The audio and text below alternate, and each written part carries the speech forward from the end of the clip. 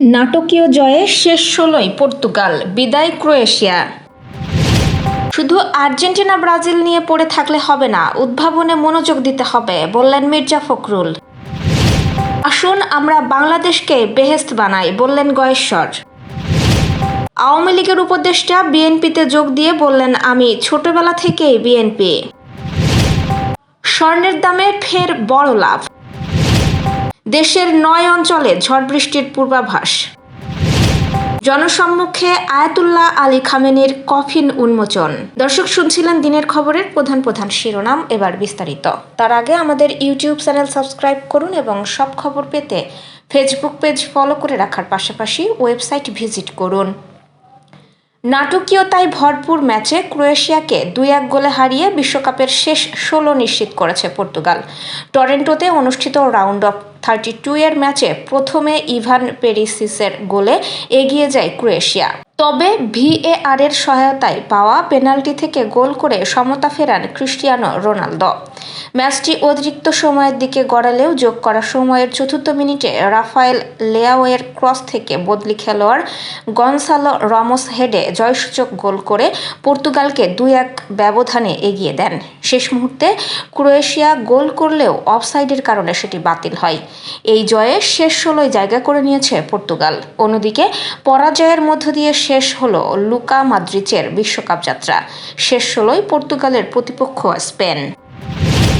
তরুণ প্রজন্মকে শুধু খেলাধুলার সমর্থনে সীমাবদ্ধ না থেকে উদ্ভাবন, গবেষণা ও প্রযুক্তি নির্ভর কাজে এগিয়ে আসার আহ্বান জানিয়েছেন স্থানীয় সরকার, পল্লী উন্নয়ন ও সমবায় মন্ত্রী এবং বিএনপির মহাসচিব মির্জা ফখরুল ইসলাম আলমগীর।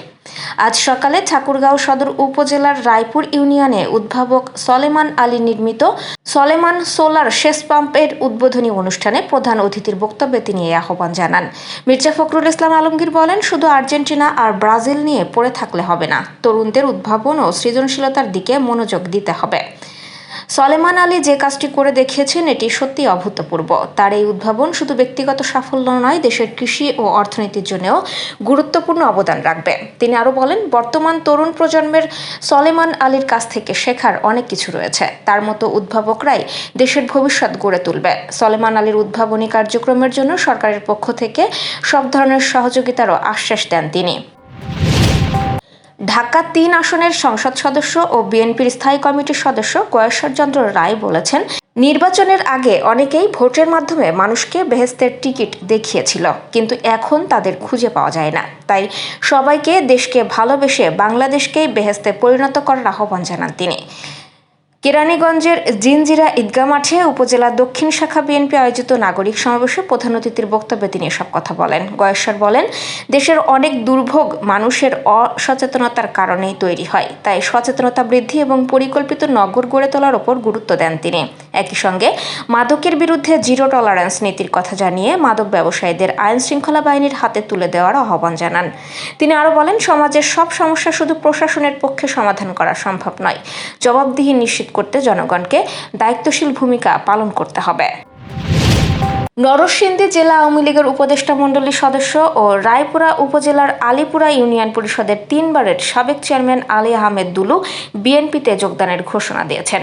বৃহস্পতিবার রায়পুরা প্রেস ক্লাবে আয়োজিত এক মতবিনিময় সভায় তিনি দাবি করেন, ছোটবেলা থেকেই বিএনপি রাজনীতির সঙ্গে যুক্ত ছিলেন এবং চলতি বছরের ২ ফেব্রুয়ারি বিএনপিতে যোগ দিয়েছেন। দুলু বলেন, রাজনৈতিক বাস্তবতায় এতদিন আওয়ামী লীগের সঙ্গে থাকলেও এখন থেকে বাকি জীবন বিএনপির রাজনীতিই করবেন।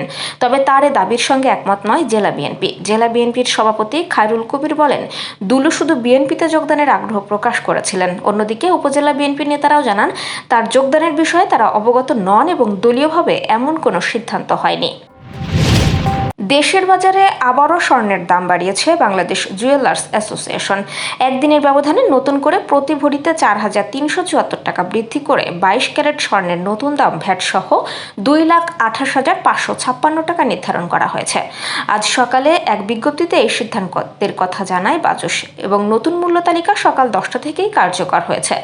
বাজুস জানিয়েছে, স্থানীয় বাজারে তেজাবি স্বর্ণের দাম বৃদ্ধির কারণে সার্বিক বাজার পরিস্থিতি বিবেচনায় নতুন মূল্য নির্ধারণ করা হয়েছে। নতুন মূল্য অনুযায়ী 22 ক্যারেট স্বর্ণের প্রতি ভরি বিক্রি হবে 2,28,556 টাকায়। 21 ক্যারেট স্বর্ণের দাম নির্ধারণ করা হয়েছে 2,18,292 টাকা, 18 ক্যারেটের দাম 1,87,440 টাকা এবং সনাতন পদ্ধতির স্বর্ণের দাম 1,53,148 টাকা প্রতি ভরি নির্ধারণ করা হয়েছে। সংগঠনটি জানিয়েছে, পরবর্তী ঘোষণা না দেওয়া পর্যন্ত এই মূল্য কার্যকর থাকবে। তবে অলংকারের নকশা ও কারুকার্য অনুযায়ী মজুরি আলাদাভাবে প্রযোজ্য হবে। এছাড়াও বিক্রয় মূল্যের মধ্যেই ভ্যাট অন্তর্ভুক্ত থাকায় গ্রাহকের কাছ থেকে পৃথকভাবে ভ্যাট আদায় করা যাবে না। অলংকার এক্সচেঞ্জ ও পারচেজের ক্ষেত্রে সুনির্দিষ্ট ভ্যাট, মজুরি ও পাথরের মূল্য বাদ দিয়ে বাজুসের বিদ্যমান নীতিমালা বহাল থাকবে। দেশের 9 অঞ্চলে আজ ঝড় ও বৃষ্টির পূর্বাভাসের কথা জানিয়েছে আবহাওয়া অধিদপ্তর। একই সাথে এসব এলাকার সব নদীবন্দরগুলোকে 1 নম্বর সতর্ক সংকেত দেখাতে বলা হয়েছে। আবহাওয়ার পূর্বাভাসে উল্লেখিত ঝড় বৃষ্টির এই অঞ্চলগুলো হলো যথাক্রমে ময়মনসিংহ, খুলনা, বরিশাল, পটুয়াখালী, কুমিল্লা, নোয়াখালী, চট্টগ্রাম, কক্সবাজার এবং সিলেট। আবহাওয়া অধিদপ্তর থেকে আজ ভোর 5টা থেকে দুপুর পর্যন্ত দেশের অভ্যন্তরীণ নদীবন্দরগুলোর জন্য দেওয়া এক বিশেষ পূর্বাভাসে এই সতর্কতার তথ্য নিশ্চিত করা হয়েছে। আবহাওয়ার পূর্বাভাসে আরও বলা হয়েছে যে এই 9টি অঞ্চলের ওপর দিয়ে দক্ষিণ অথবা দক্ষিণ পূর্ব দিক থেকে ঘন্টায় 45 থেকে 60 কিলোমিটার বেগে অস্থায়ীভাবে দমকা অথবা ঝোড়ো হাওয়া বয়ে যেতে পারে এবং সেই সাথে বৃষ্টি অথবা বজ্রসহ বৃষ্টিও হতে পারে। এর পাশাপাশি চলতি জুলাই মাসে বঙ্গোপসাগরে 2টি লঘুচাপ সৃষ্টি হওয়ার একটি পূর্বাভাসও এর আগে আবহাওয়া অধিদপ্তর থেকে দেওয়া হয়েছিল। আজ দেওয়া একটি পূর্বাভাসে রাজধানী ঢাকা ও এর পার্শ্ববর্তী এলাকার আবহাওয়া পরিস্থিতি সম্পর্কেও তথ্য দেওয়া হয়েছে। ইরানে নিহত সর্বোচ্চ ধর্মীয় নেতা আয়াতুল্লাহ আলী খামেনির কফিন আনুষ্ঠানিকভাবে সাধারণ মানুষের শ্রদ্ধা নিবেদনের জন্য উন্মোচন করা হয়েছে। স্থানীয় সময় বৃহস্পতিবার রাজধানী তেহরানে দেশটির শাসক দল ও শীর্ষ আলেমদের উপস্থিতিতে এই কফিন উন্মোচন করা হয়। আজ রয়টার্সের প্রতিবেদনে বলা হয়েছে, বৃহস্পতিবার রাতে তেহরানে অত্যন্ত কড়া নিরাপত্তায় একটি সংক্ষিপ্ত ধর্মীয় আচার অনুষ্ঠিত হয়। সেখানে কালো পোশাক পরিহিত শোকার্ত মানুষের উপস্থিতিতে তার কফিনটি প্রথম সামনে আনা হয়। ইসলামিক রিপাবলিকের প্রতি জনগণের অবিচল আনুগত্য ও ভক্তি প্রদর্শনের অংশ হিসেবে আগামী দিনগুলোতে দেশজুড়ে ব্যাপক আকারে শোক মিছিলের প্রস্তুতি নিচ্ছে ইরান সরকার। আর এসব কর্মসূচিতে সারা বিশ্ব থেকে রাষ্ট্রীয় প্রতিনিধিরা অংশ নেবেন।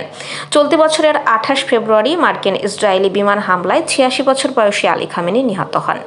যুদ্ধকালীন উত্তেজনার কারণে সে সময় তার দাফন স্থগিত করা হলেও বর্তমানে চলমান সাময়িক যুদ্ধবিরতির মধ্যেই এই বিশাল শেষ বিদায়ের আয়োজন করা হচ্ছে। দর্শক, এ ছিল দুপুরের আয়োজন। সন্ধ্যার খবর দেখার আমন্ত্রণ রইল। এতক্ষণ সাথে থাকার জন্য ধন্যবাদ।